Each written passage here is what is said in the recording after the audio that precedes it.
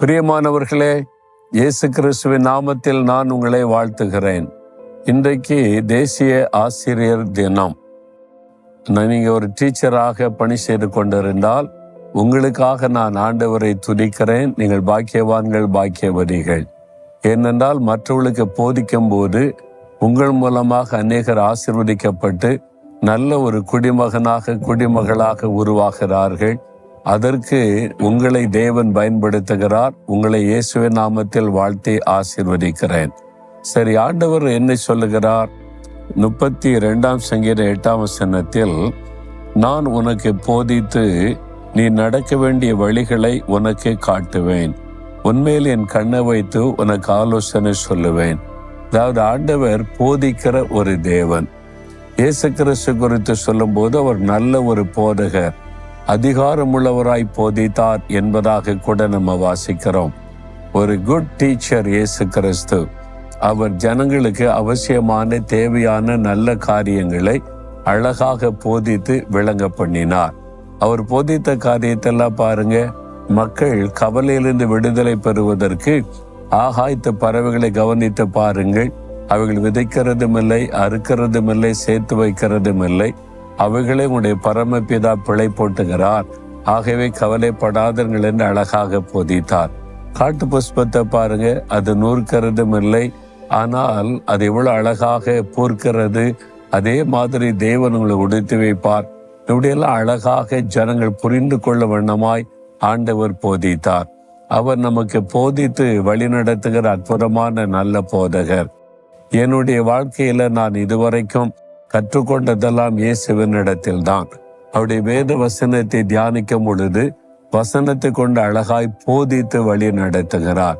ஒரு ஊழியக்காரன் எப்படி இருக்க வேண்டும், எப்படி நடந்து கொள்ள வேண்டும், ஒவ்வொரு சூழ்நிலையில எப்படி வாழ்ந்து நடந்து கொண்டால் உங்களுடைய வாழ்க்கையில நீங்க சமாதானமா இருக்க முடியும் என்று அழகாய் போதித்து நடத்தினதுனாலதான் இந்த ஊழியத்துல நான் நிலை நின்று கொண்டிருக்கிறேன்.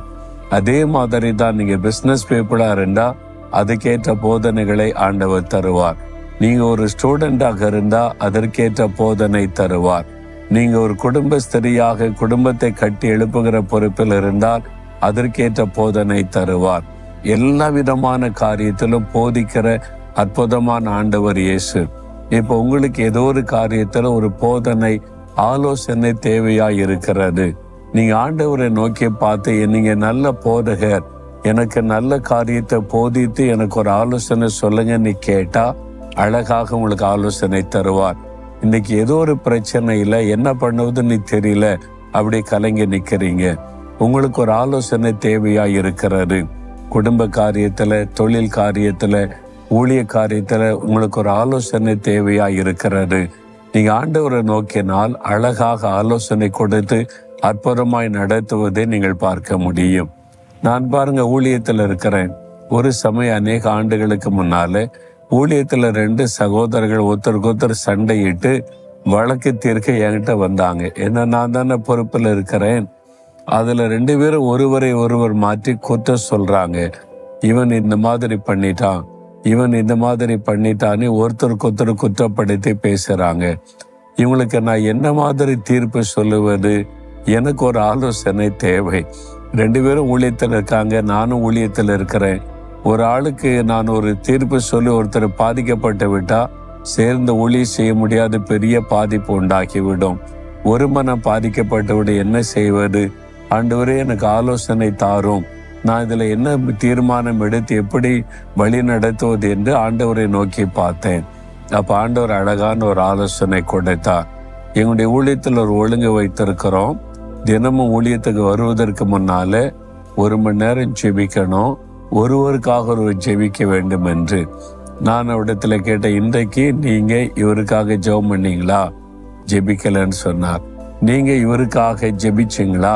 வர்றதுக்கு முன்னால 1 மணி நேரம் ஜெபம் பண்ணிட்டு வந்தீங்களா அப்படின்னு கேட்டா ஜெபிக்கல.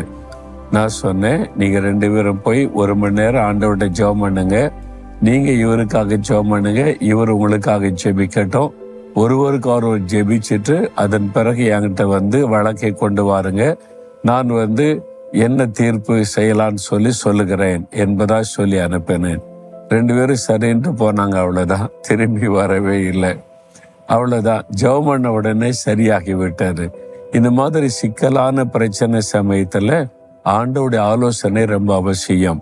உங்கள் பிள்ளைகள் காரியத்தில், குடும்ப காரியத்தில், தொழில் காரியத்தில் என்ன தீர்மானம் எடுக்கிறதுன்னு தடுமாறுவீங்க பார்த்தீங்களா? அப்போ மனுஷ ஆலோசனைக்கு போயிடாதங்க.